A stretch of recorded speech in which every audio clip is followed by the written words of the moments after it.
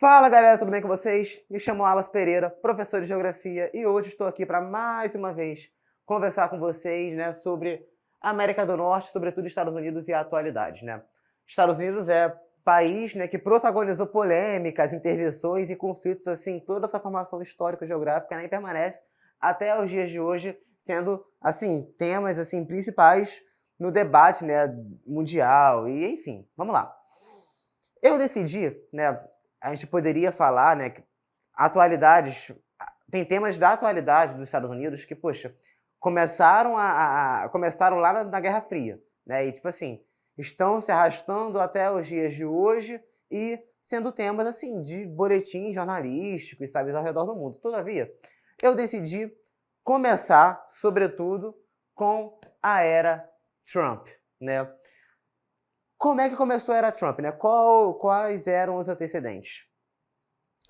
O Obama era então presidente, o Obama que assumiu lá no final dos anos 2000, Ele assumiu um contexto de crise, Ele conseguiu, conter ali a crise, ele conseguiu fazer com que a economia dos Estados Unidos se reaquecesse, Ele conseguiu fazer ter uma aprovação muito alta, o que garantiu a ele uma reeleição, no ano de 2012 e 2015, 2016 começa ali as campanhas, os presidenciais ali, as campanhas dos candidatos à presidência, Dois candidatos, um republicano e um democrata, estiveram assim em destaque durante todo esse período, que era Donald Trump, republicano, e Hillary Clinton, que era democrata e apoiada por Obama, Hillary Clinton, a mesma que foi primeira-dama da época do Bill Clinton, que também já tinha sido presidente dos Estados Unidos, em outro momento. O que acontece? Houve, durante esse período, assim, uma radicalização dos discursos, sabe? Assim, os Estados Unidos estavam em um momento de estagnação, a economia tinha dado um up, tinha dado uma expansão, só que passou a ficar mais estagnada, sabe? Assim, diversas crises estouraram ao redor do mundo, sabe? Por conta do preço do barril do petróleo, que caiu. Então, assim, diversas crises estouraram ao redor do mundo. Os Estados Unidos estavam descendo um centro de fluxo migratório, sabe? Então, assim, o discurso passou a ser mais radicalizado nos Estados Unidos, sobretudo ali durante esse período das eleições, em que ficou polarizado, Metade da população queria Donald Trump, metade da população queria Hillary Clinton. Eu falo metade, mas é um exemplo, tá? Não sei se é o dado exato, seria metade, Não é dado exato. Mas ficou uma coisa muito polarizada, sabe? Sim, fazendo uma alusão à Guerra Fria, pense no mundo bipolar. Então, eram os republicanos e os democratas durante esse período, Donald Trump ganha a eleição, tá? Ganha por conta dos votos dos delegados e não por conta da votação da população, Sim, o sistema de votação dos Estados Unidos é distinto, do que é o brasileiro. O brasileiro, você vai até as urnas, e o presidente ele é eleito de forma direta.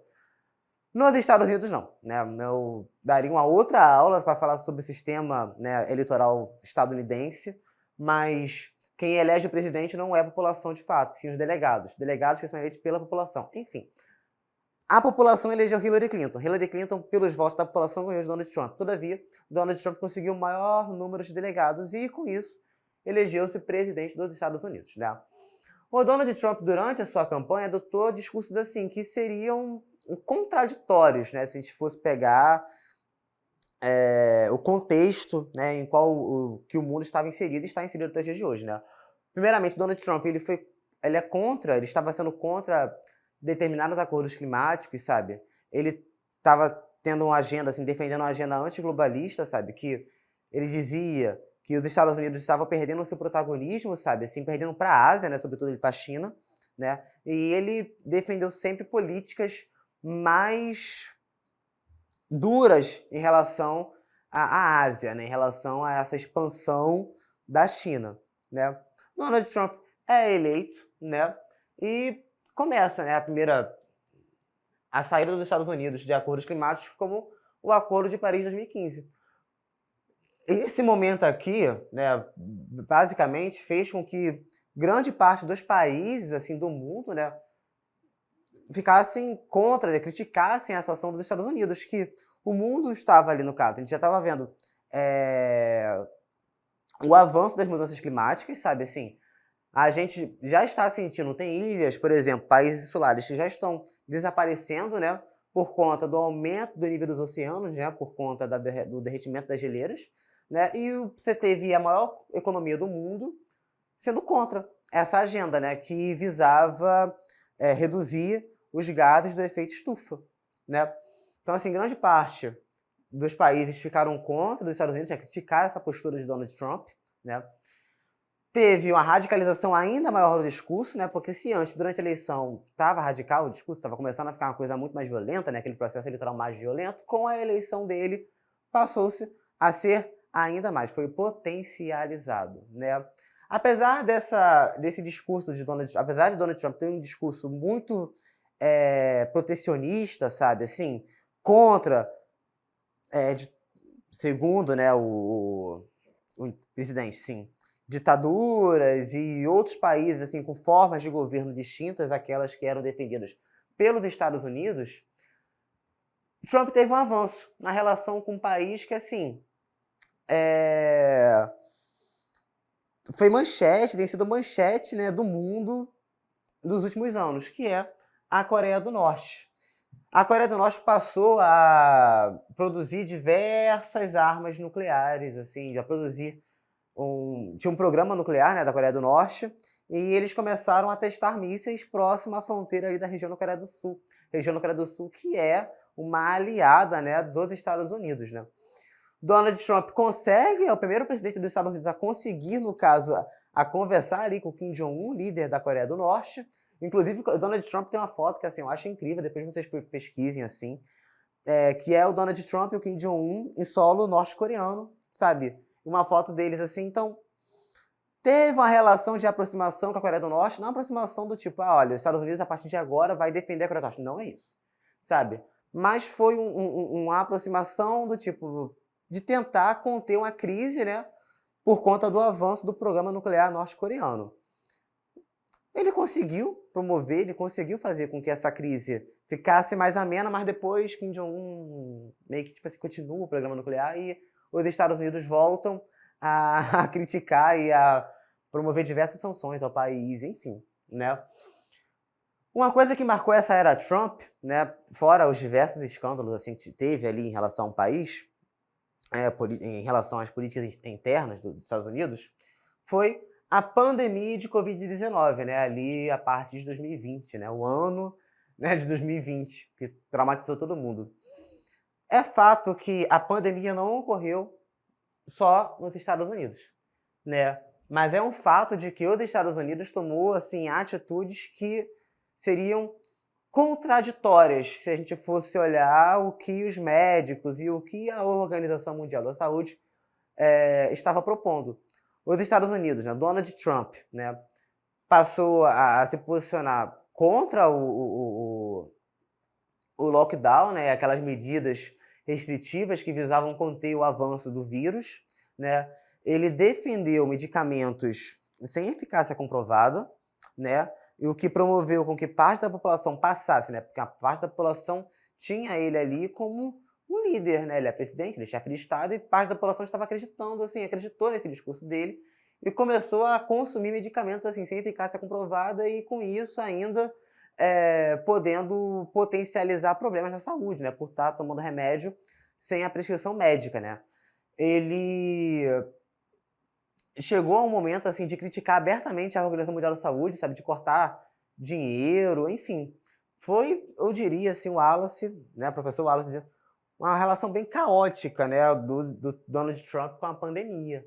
Assim, e sobretudo que esse discurso, ele se expandiu e chegou em outros locais, assim, sobretudo, por exemplo, nos países que eram aliados e que tinham ali os Estados Unidos como um braço, né, assim, ideológico ali, né. Então você pode ver um discurso adotado nos Estados Unidos era muito parecido com o discurso que o governo brasileiro, né, a partir de 2020 também adotou, sabe.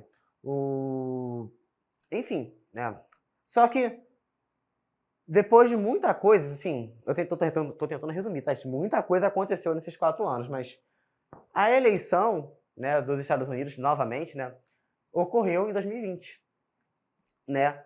E assim, Donald Trump tentava a reeleição, né? E se em 2016 estava polarizado, o bicho estava pegando, sabe assim, estava um clima tenso, em 2020 ficou pior ainda, porque esse discurso, né, que ele adotou durante esses 4 anos fez com que parte considerável da população tivesse, né, é, alguma simpatia por aquele discurso e começasse, de fato, a defender e a se manifestar a favor de certo discurso que, mesmo que fossem violentos, sabe? Então, assim, tivemos a eleição, né, a campanha eleitoral de 2020, novamente um democrata e um republicano, o republicano Donald Trump, e o democrata era o ex-presidente dos Estados Unidos durante a gestão Obama, Joe Biden, né? Joe Biden, que estava concorrendo com Kamala Harris, que é que foi a primeira mulher, no caso, né, estrangeira a ganhar a eleição, né, presidencial dos Estados Unidos. Joe Biden ganha a eleição, né? Num processo bem apertado, né? Mas ele ganha a eleição. E o Donald Trump, né, antes da votação de fato, ele já falava, né, ele começou a denunciar sistema de fraude eleitoral, né? Ah, vai ter fraude. Ó, então contra mim vai ocorrer fraude. Só que assim, ele começou a criticar um sistema que o elegeu, sabe? E começou a fragilizar, né, um país, a democracia de um país que já estava fragilizada por conta desse aumento da radicalização do discurso de ódio, sabe? Da polarização da população. Então, assim, ele começou a falar que, ó, vai ter fraude. Ó, se eu perder, teve fraude. Teve um momento, por exemplo, que durante a campanha, que durante a votação, que ele falava, tipo, pare a contagem. Joe Biden ganha a eleição, e a partir daí ele pede a recontagem. Gente, ele promoveu, assim, ele acabou promovendo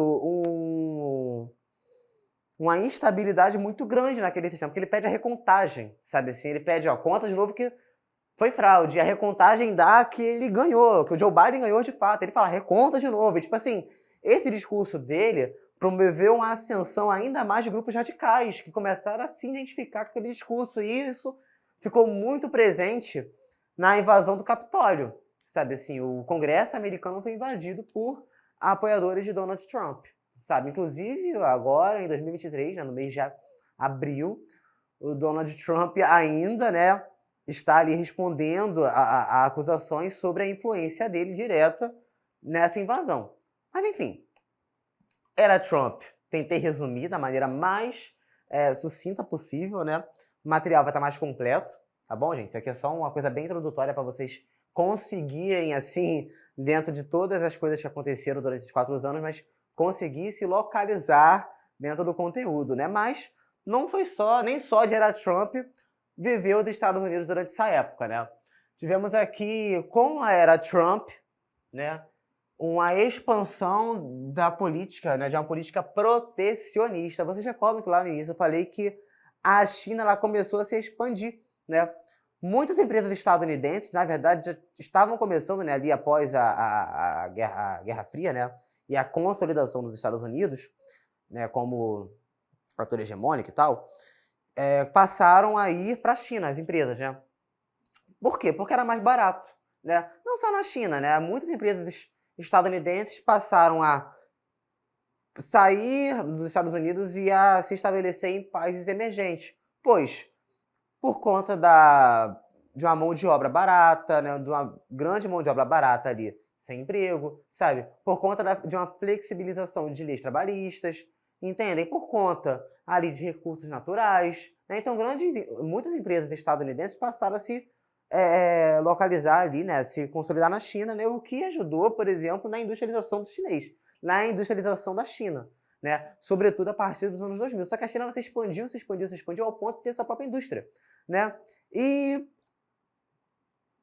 acabou, né, assim, pensando geopoliticamente, ela vem promovendo, assim, uma ameaça aos Estados Unidos, pois é uma questão de tempo, né, até agora.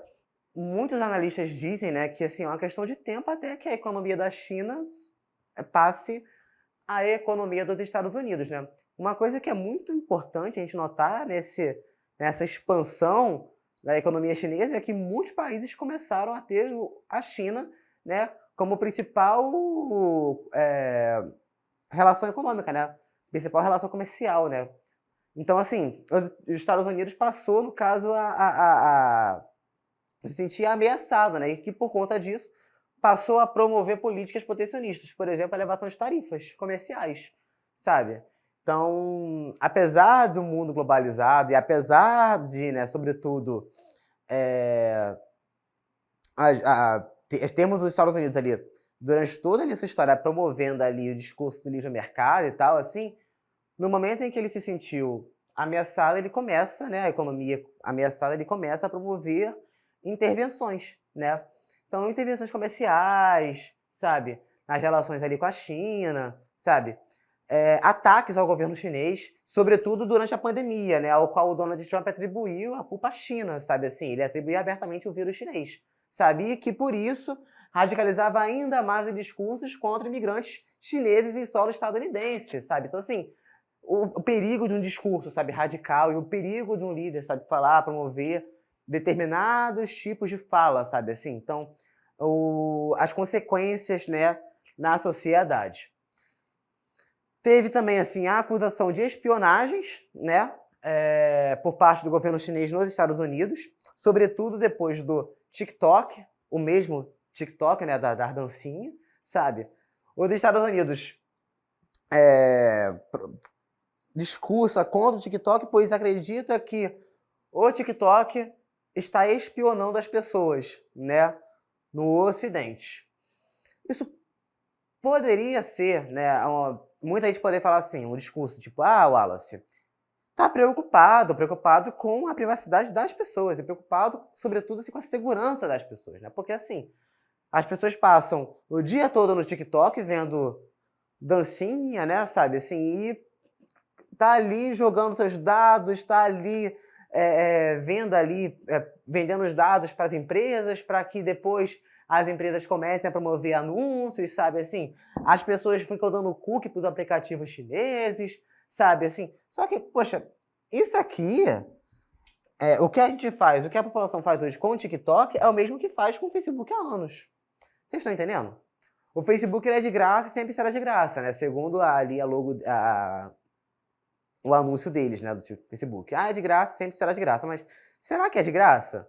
A gente passa o dia todo ali no Facebook, ali, curtindo coisas de nossos interesses, sabe? Curtindo vídeos, compartilhando músicas, assim. E o Facebook, o aplicativo, sabe dos seus interesses, e que por isso, por exemplo, começa a colocar anúncios, né, na sua timeline, né, no seu feed de notícias lá, coisas que você gosta. Por exemplo, eu gosto muito de tênis, né? E assim, se eu começo a curtir tênis no Facebook, ou se eu começo, por exemplo, se eu entro num site de tênis, né, os cookies ali vão agir, eu não sou a melhor pessoa para falar sobre isso, mas age de uma maneira muito maluca lá, e que aquele tênis que eu vi, por exemplo, lá no site, começa a aparecer no Facebook, né? Eu rolo a tela, o tênis apareceu, eu rolo a tela, o tênis apareceu, eu rolo a tela, o tênis apareceu barato, sabe? Assim, eu falo, pô, eu vou comprar porque tá barato, né? Tá barato, eu compro. Só que vocês percebem que já não é de hoje que as grandes empresas, né, utilizam os dados, né, privados para fins comerciais, né? E assim, se utiliza para fins comerciais, pode utilizar uma espionagem. Aqui eu não estou promovendo, gente, uma crítica às empresas. Eu tenho Facebook, eu tenho Instagram, eu tenho Twitter, eu tenho tudo. Tenho TikTok, eu passo assim, eu fico vendo dancinhas às vezes lá. Mas vocês percebem que essa acusação de espionagem é muito mais uma questão de geopolítica protecionista, sabe? Dos Estados Unidos, do que de fato uma preocupação com a privacidade e segurança da população? Sabe? É uma interpretação, né, que a gente tem que fazer assim, com muita crítica, né? Assim, né? E a era Joe Biden, né? Que veio após ali Donald Trump, Joe Biden, né? Presidente democrata, até agora o presidente mais, né, mais velho, mais a assumir a presidência. Tem a Kamala Harris como vice, né? E pegou, assim, assumiu o país com uma crise financeira, sabe? Sobretudo após ali aquele período de pandemia, né? Então você pode ver, os Estados Unidos tem o aumento da inflação, sabe? O aumento dos gastos públicos para promover uma política de expansão, de aquecimento da economia, sabe? Então, assim, a era Joe Biden não garantiu, apesar de Donald Trump, apesar dele não estar mais na presidência, não garantiu uma amenização do discurso, sobretudo. Esse discurso radical ele se potencializou ainda mais, sabe? Porque parte considerável da população não aceita a sua eleição, porque considera que seja fraude, sabe? As relações, apesar de não ser mais Donald Trump, né, e não ter mais aquele discurso radical, né, Joe Biden ainda promove, né, essa política protecionista, sabe? Se ele ainda adota um discurso muito ainda adota um discurso muito anti, né, chinês, né, muito contra essa expansão da China, sabe? Ele promove ainda, sabe, políticas anti-migratórias, né? Apesar de, por exemplo, ele nunca ter falado abertamente que queria construir um muro, né, dividindo os dois países, igual foi durante a era Trump, que o Trump chegou a falar que queria construir um muro entre os Estados Unidos e o México, queria que o México pagasse o muro, sabe assim, né? Apesar dele nunca ter falado isso, ele continua promovendo, por exemplo, políticas consideravelmente violentas contra essas pessoas que estão ali naquela área de fronteira, né? Então, assim, a era Biden até agora, 23, né, quando eu estou gravando esse vídeo, ainda não acabou, né? Mas permanece, né, esse estado assim de protecionismo, sabe, de crise, né, e que ainda é uma consequência, né, ainda está ali com algumas consequências da era Trump, tá bom? Eu vou dar aqui vou sair para vocês pausarem, tirarem print, sabe, salvarem esse quadro, eu já volto. Voltei, tá? Gente, eu tentei, assim, da maneira mais sucinta possível, né, trazer Estados Unidos e atualidades. Muita coisa tá acontecendo ultimamente. Muita coisa, sabe? A gente deveria, assim, se eu fosse falar mesmo, assim, sobre tudo o que tem acontecendo e sobre os seus antecedentes, sabe, consequências, eu ia ficar aqui 10 horas, sabe? Seria uma vigília e a gente ia estar aqui falando de Estados Unidos e atualidades, né? Mas, assim, o que eu aconselho? Leia o material, né? Lá tá mais completo, sabe? Assim, a discussão tá mais completa lá. Façam os exercícios, né? Levem essa discussão para a sala de aula, sabe? É importante, debata com o professor, debata com os amigos, sabe? Procure, sabe? Pesquise. Me interessei na foto do Kim Jong-un com o Donald Trump, pesquisa, sabe? Eu quero entender como é que a relação do TikTok de fato pode afetar esse discurso dos Estados Unidos contra o TikTok, como é que é, sabe? A questão da privacidade dos cookies, sabe? Como é que isso pode afetar a minha vida, ou qual é o papel do TikTok e dessas empresas na minha vida, sabe? Então, assim, interessou, vai lá, pesquisa, sabe? Assim, fomente o debate, sabe? Eu espero muito ter contribuído, sabe? Para a construção e potencialização de uma análise geográfica crítica, sabe? Acerca das questões, né, que estão no espaço geográfico, né? Então, assim, obrigado por estar comigo até aqui, tá bom? Tchau, tchau.